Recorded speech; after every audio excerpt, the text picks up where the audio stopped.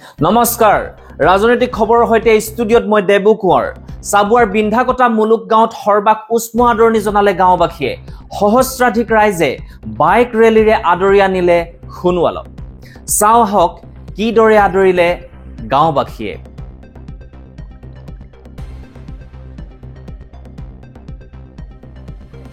এইদৰে চাবুৱাৰ বিন্ধাকটা মুলুক গাঁওবাসী ৰাইজে সৰ্বানন্দ সোণোৱালক ডিব্ৰুগড় লোকসভা সমষ্টিৰ প্ৰাৰ্থী সৰ্বানন্দ সোণোৱালক উষ্ম আদৰণি জনোৱা দেখিবলৈ পোৱা গৈছে চাওক কি ধৰণে লোকে লোকাৰণ্য হৈ পৰিছে সৰ্বানন্দক উষ্ম আদৰণি জনাইছে চাবুৱাৰ বিন্ধাকটা গাঁৱৰ মুলুক গাঁওবাসী ৰাইজে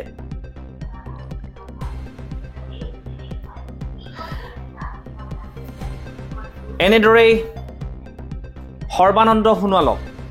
স্বগৃহলৈ আদৰণি জনাইছে গাঁওবাসীয়ে হাজাৰ হাজাৰ বাইক আৰোহীয়ে এই ধৰণে ৰেলী কৰি সৰ্বানন্দ সোণোৱালক স্বগৃহলৈ উষ্ম আদৰণি জনোৱা দেখিবলৈ পোৱা গৈছে আপোনালোকক দেখুৱাই আছো সৰ্বানন্দ সোণোৱালক কি ধৰণে স্বগৃহলৈ আদৰণি জনাইছে চাবুৱাৰ মুলুক গাঁওবাসী ৰাইজে হাজাৰ হাজাৰ সমৰ্থকৰ সৈতে এয়া চাবুৱাৰ মুলুক গাঁৱত সৰ্বানন্দ সোণোৱাল এনেকৈয়ে গাঁওবাসীয়ে সৰ্বানন্দ সোণোৱালক উষ্ম আদৰণি জনোৱা দেখিবলৈ পোৱা গৈছে এয়া চাওক ধূপ ধূনা চাকি বন্তিৰে সৰ্বানন্দ সোণোৱালক স্বগৃহলৈ আদৰণি জনোৱা দেখিবলৈ পোৱা গৈছে আপোনালোকক দেখুৱাই আছো সৰ্বানন্দ সোণোৱালক কি ধৰণে চাবুৱাৰ বিন্ধাকটাৰ মুলুক গাঁৱলৈ গাঁওবাসীয়ে উষ্ম আদৰণি জনাইছে এয়া চাওক সৰ্বানন্দ সোণোৱালক চাবুৱাৰ মুলুক গাঁৱত উষ্ম আদৰণি জনাইছে গাঁওবাসীয়ে স্বগৃহত উপস্থিত হৈ পিতৃ মাতৃৰ সমাধিত সেৱা ললে সৰ্বানন্দ সোণোৱালে আনহাতে ৰঙৰ উৎসৱ ফাকুৱা উপলক্ষে অসমবাসীলৈ শুভেচ্ছা জ্ঞাপন কৰিলে সৰ্বানন্দ সোণোৱালে আমাৰ গাঁৱৰ ৰাইজৰ প্ৰতি সদায় কৃতজ্ঞ আৰু এই মুলুক গাঁৱৰ ৰাইজে বিন্ধাকটা ৰাইজে চাবুৱা অঞ্চলৰ ৰাইজে মোক সৰুৰ পৰা তুলি তালি ডাঙৰ দীঘল কৰিছে আৰু ছাত্ৰ অৱস্থাৰ পৰাই সক্ৰিয় ৰাজনীতিলৈকে প্ৰতিটো মুহূৰ্ততে তেখেতসকলে আশীৰ্বাদো দিছে সহযোগিতা আগবঢ়াইছে আৰু মোৰ হৈ সকলো সময়তে তেখেতসকলে ঈশ্বৰৰ ওচৰত প্ৰাৰ্থনা জনাইছে গতিকে মই তেখেতসকলৰ পৰা বহুত অনুপ্ৰেৰণা তুলিছোঁ আৰু যিকোনো মহৎ কামৰ বাবে আগবঢ়াৰ প্ৰাক মুহূৰ্তত মই সদায় আই পিতাই সমাধি জনাই পেলাই আশীৰ্বাদ লওঁ কাৰণ আদিগুৰুৰ আশীৰ্বাদৰ অবিহনেতো জীৱনৰ বাটত সফলতাৰে আগবঢ়াটো সম্ভৱেই নহয় আৰু মাতৃ পিতৃ সমাধিৰ কাষ চপাৰ লগে লগে আই পিতাইক লগ পোৱা যেন লাগে গতিকে সেই মুহূৰ্তটো এটা বেলেগ ধৰণৰ মুহূৰ্ত যিটো মুহূৰ্ত মই শব্দ বাক্য ব্যাখ্যা কৰিব নোৱাৰোঁ যাই কি নহওক আজি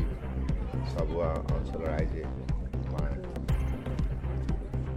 চাহ বাগানৰ চাহ শ্ৰমিকৰ গাঁৱৰ সকলোৱে মিলি চাবুৱা চহৰৰ ৰাইজ একেলগে মিলি যেনেধৰণে যি অভাজনক মৰম আছিলে স্নেহ আছিলে মই তাৰ বাবে তেখেতসকলক চিৰ কৃতজ্ঞ আৰু মোৰ দৃঢ় বিশ্বাস আগন্তুক দিনত আমাৰ এই নিৰ্বাচনী যুঁজত আগবঢ়াৰ ক্ষেত্ৰত এইখিনি মৰম চেনেহে বহু আমাক অনুপ্ৰেৰণা যোগাব আৰু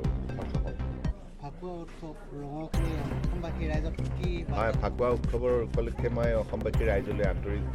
শুভেচ্ছা জ্ঞাপন কৰিছোঁ আৰু এই হোলী উৎসৱে যেন মানুহৰ মাজত আকৌ মৰম চেনেহ বৃদ্ধি কৰে আৰু একতাৰ বান্ধোনেৰে আমাৰ অসমৰ পৰা ব্ৰহ্মপুত্ৰ পাহাৰ ভৈয়ামৰ ৰাইজ সদায় মিলাপ্ৰীতি থাকে কামনা কৰোঁ সৰ্বাক সংগ দিয়ে লাহোৱাল সমষ্টিৰ প্ৰাক্তন বিধায়ক ঋতুপৰ্ণ বৰুৱা মন্ত্ৰী সঞ্জয় কিষাণ আৰু বৰ্তমান লাহোৱাল সমষ্টিৰ বিধায়ক বিনোদ হাজৰিকাই আনহাতে ঋতুপৰ্ণ বৰুৱাই সংবাদ মাধ্যম যোগেৰে তীব্ৰ সমালোচনা কৰিলে অখিল গগৈ কি ক'লে চাওঁ আহক অখিল গগৈ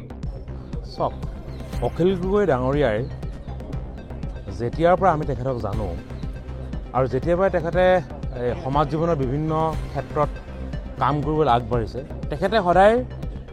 ঘৃণাৰ আশ্ৰয় লৈছে তেখেতৰ যিখিনি আচৰণ তেখেতৰ যিখিনি কথা বতৰা তেখেতে ব্যক্তিভাৱে যেনেধৰণে আক্ৰমণ কৰে এই কথাটো আচলতে সাধাৰণভাৱে তেখেতৰ বক্তব্যত কেতিয়াও আমি দেখা পোৱা নাই গতিকে তেখেতৰ